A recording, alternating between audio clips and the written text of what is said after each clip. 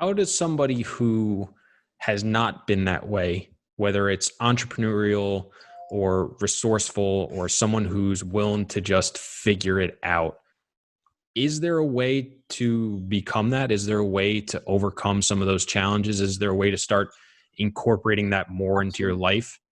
Yeah, absolutely. I think you have to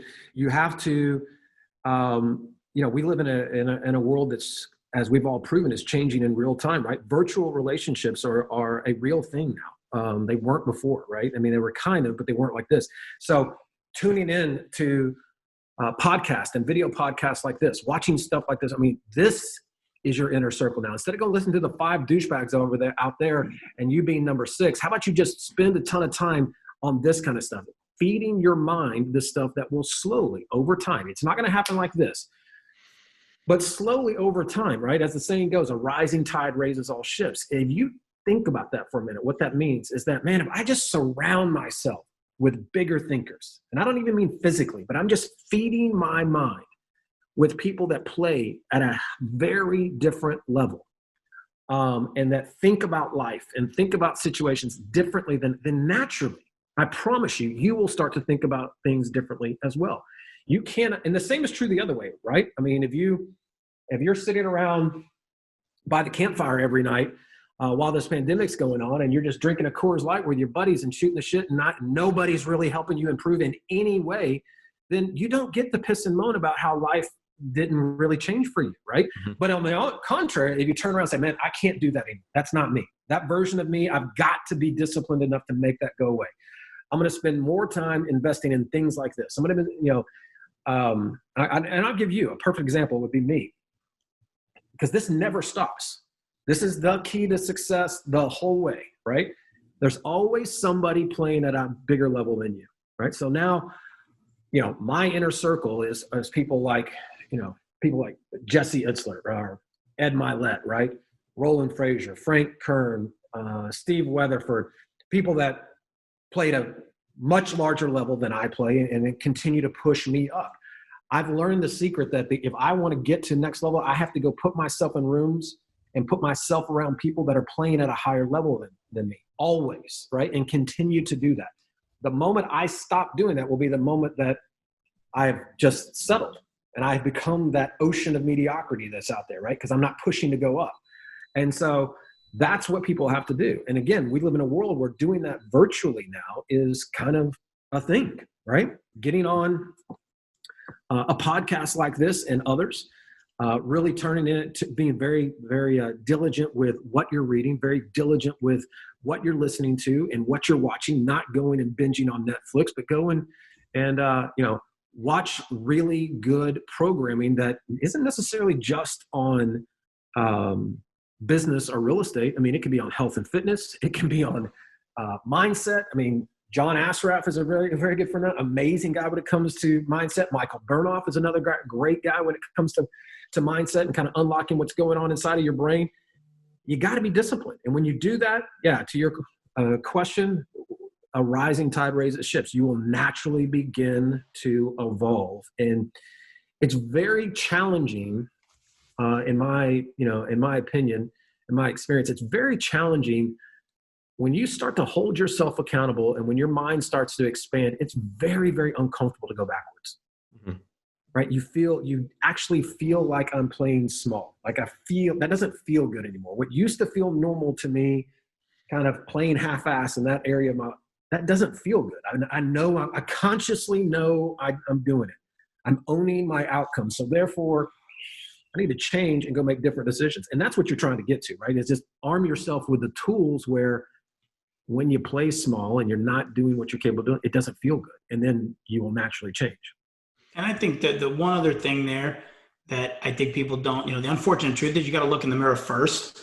And it starts, as you said, you sit around the fire drinking beers with your friends, there's no one to blame but yourself. But I think to make that shift and to do something, you have to at least tell yourself, you have to say, okay, I'm not doing it anymore. And you have to make a conscious effort, because it's not just going to be one $97 course on, some pill you take and you lose 50 pounds.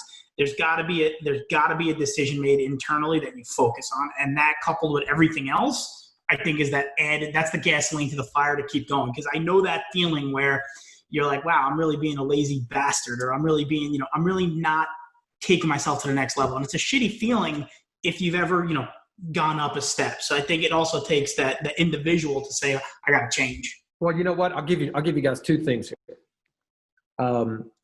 And two exercises anybody that's listening to or watching this can absolutely do that will hopefully kind of snap somebody back into shape. Number one would be, you need to go answer 4 questions. And the 4 questions are, why do I want to do this? Right? Like really hardcore down in your gut. Why is it not okay to work for somebody else? Why is it not okay to be in a pandemic and have somebody else controlling your income? Why do you insist on making a change right now? Why are you fighting for this dream? Why are you putting so much at risk? Why? That is a huge question. The next 2 questions are kind of correlated, and it's like, what do you stand for? Like in your gut, what do you actually stand for? Because it's pretty hard to sit here and stand in front of me and tell me you stand for integrity, you stand for doing the right thing, you stand for fighting for a dream, and then watch you not fucking do it, right? You can't tell me you stand for something if you're not going to actually do the thing you stand for, right? So what do you stand for? What do you stand against? Like write these answers down and keep them in front of you, because these are kind of like what your core values, the really being introspective. This is what really matters to me as a human being, the reason I want to make better decisions. And the last thing is what do you believe in so strong that you're willing to die for? What are you willing to go to war for, right? What are my non-negotiables? I'm not backing off this, right? Kids, family, whatever. If somebody has kids and you're sitting here telling me I stand for integrity, I stand for fighting for my dream, I stand for going out and trying to do something, I'm really putting things at risk. And then those days you don't do it, guess what? You are a douchebag and you're full of shit. And that doesn't feel good because you wrote it down. You could have wrote anything down, right? And that's how you start creating change in yourself, because you're like, man, I don't get to sit here and say I would die for my kids and I want my kids to have a better life and I want them to see me excel, and then I don't show up. Today I didn't show up. Today I'm not feeling like doing it. Today I'm not the best version of it. No, those days you got to show up. And so that's kind of something you could start doing. The other thing I would tell you to do is go calculate how much time you have left on this planet, right? If you are a man, go take the number 78 and subtract your current age. And, I think one of you said you were 33 years old, right? So you're sitting here now with 45 days left on, or 45 years left on this planet. You have 45 summers. You got 45 Christmases left.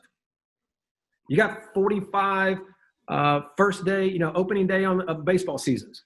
You got 45 more opportunities. 45 more opportunities to take your kids to an NFL game. Yep. Right? So think about that for a second. And then now take that number and go multiply that. And by the way, for a female, American female, it's 82. Take your age and go multiply that times 365. That's how many days you have left statistically on this planet. Now you get to decide what you get to do with every single one of them. If you want to sit around and be a douchebag and not fight for your dream, that's a decision now. Because once a mind is expanded, it can never contract. You don't ever get to go bury your head in the sand and say, I didn't know. That's bullshit. You now know. Mm-hmm. Statistically speaking, this is what you got left.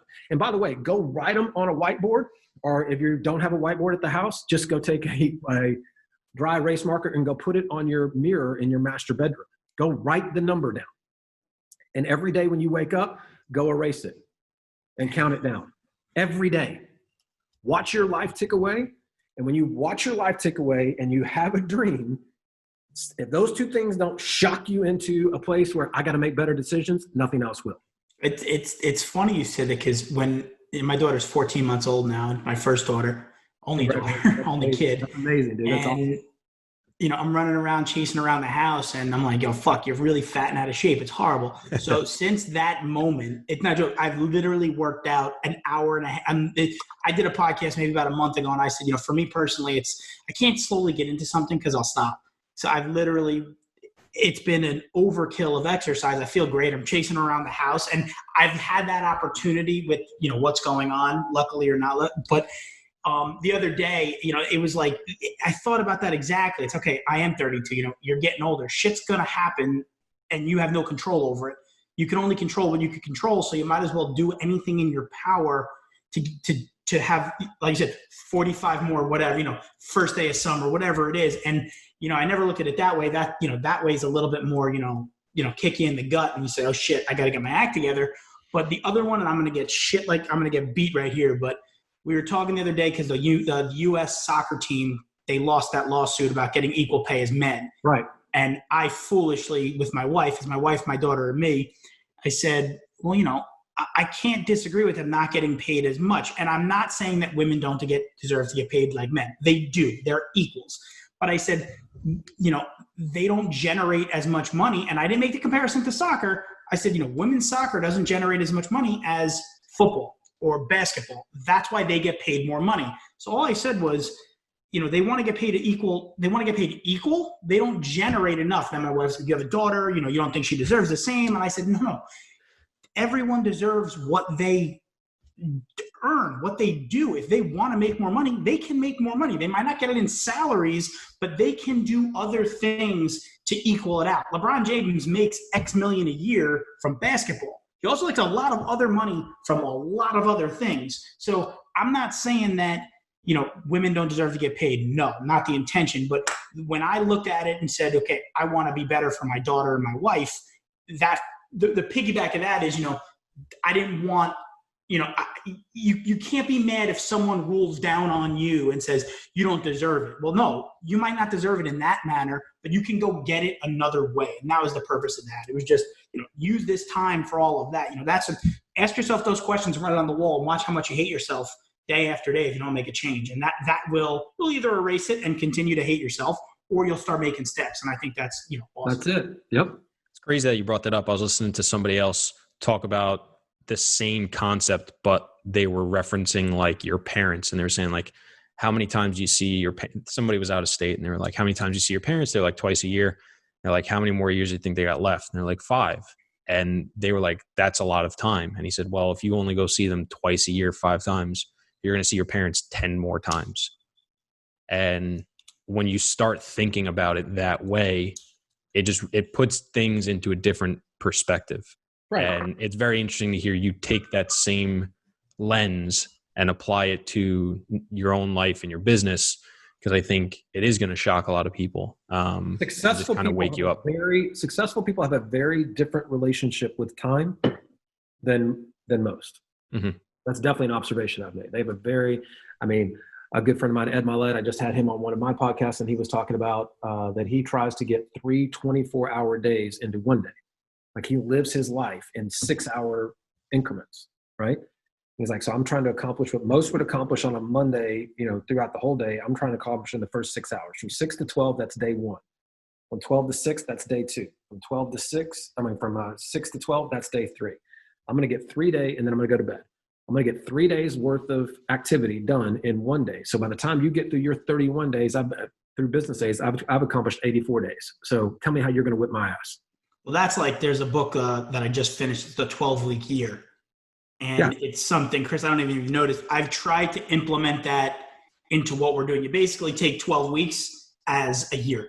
So 1 quarter is 1 year. So you get 4 years in 1 year. So you try and get more done quicker. So it's also, there's no way I can look at you and say, oh, my business is going to generate $10 million in 10 years. It's too far out to know. It might generate 100 million or it might generate $1 million. But if you can take that and shorten it and get more done by teaching each week as a 12-week, do it that method exactly like that, you're shocked at how much more you're going to accomplish. And you're also you're on mile 23, and your competition is tying their shoes. You just you feel good. It's like when I like waking up early, because I know now it's a little different because I take care of my daughter, but before I know by 8 o'clock in the morning I've done more than anyone's going to do for the day, and it's an amazing feeling. It's the same concept. Now going a little bit further, I think it's an amazing thing, and that book is it's awesome.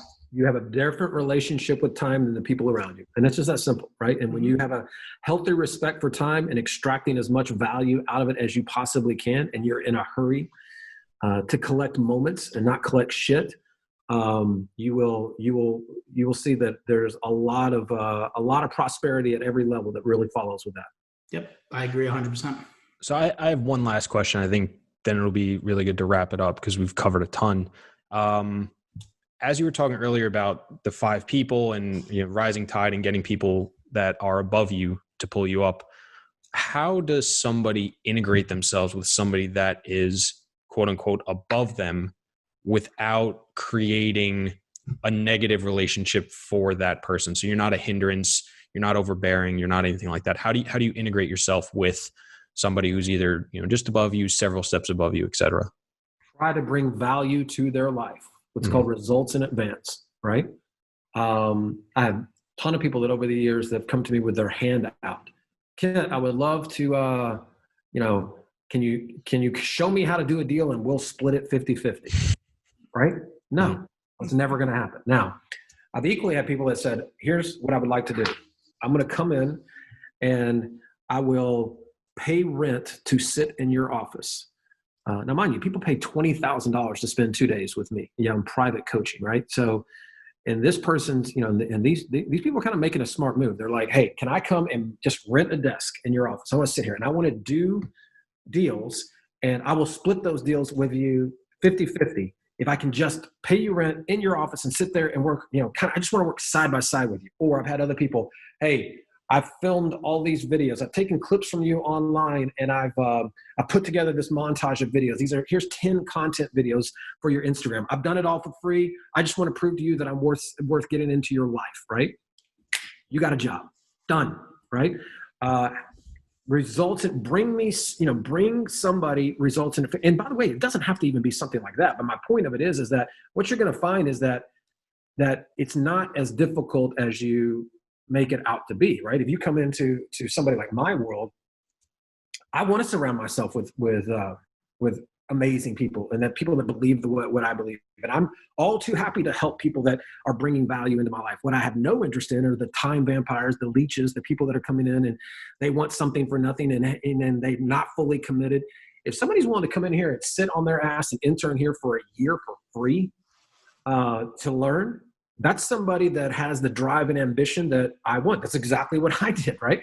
When I got into it, I didn't have the money when I was starting this to go and hire a mentor and do that. So I basically saved the money when I got going until the point where I could hire a mentor, So if I couldn't get in there for free, then I was definitely going to make the investment because I want to get to the finish line earlier, right? I want to get there faster than everybody else.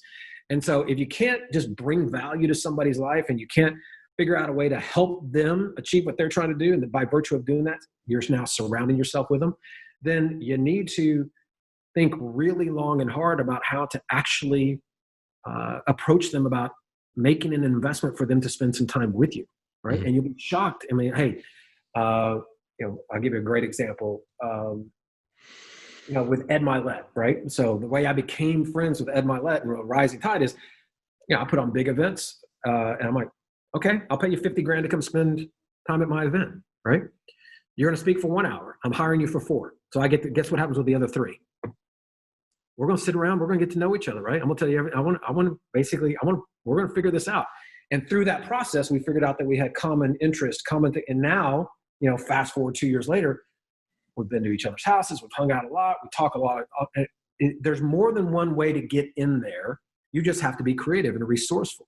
Mm-hmm. I've had people that, I had a guy many, many years ago, a guy by the name of Chris Richter, that came in and hired me one day for personal coaching, sent me $15,000, shows up at my house in La Jolla. I'm ready to coach him. And he sits down and is like, no, I just wanted to spend a day with you because I have an idea. I have a business and I want to propose it to you. And I know this was the only way I could get the audience with you. And I'll be damned if we didn't go into business together and make millions of dollars, right? There's more than one way. You just have to be creative. You have to be resourceful. And it isn't always about investing money. Mm-hmm. A lot of times you've got to be more resourceful than that to get the audience. But if you care about your dream big enough, that's a moot point. You'll figure it out. I love it. I was going to say, that's an awesome answer to an awesome question that I don't think people ask enough. And the answer is exactly that. It's value. So I think that was, if anyone's listening and they don't like my face, Kent's face, Chris's, fast forward to the end and just listen to that answer. Because if you want to make the next step, just fucking bring some value to someone. Value pays, value rewards.